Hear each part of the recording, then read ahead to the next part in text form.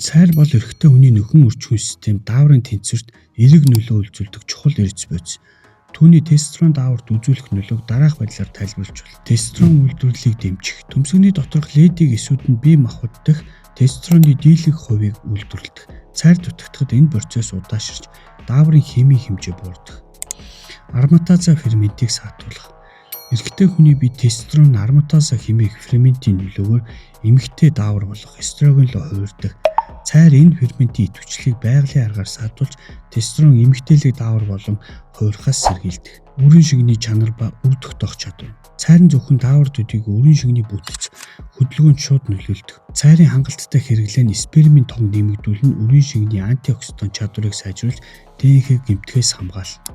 Цайр дутагдахад бэлгийн дуу хүсэл буурах, ядарч сулдах, булчин мас багасах, ус уналт, үрийн шигний чанар муудна.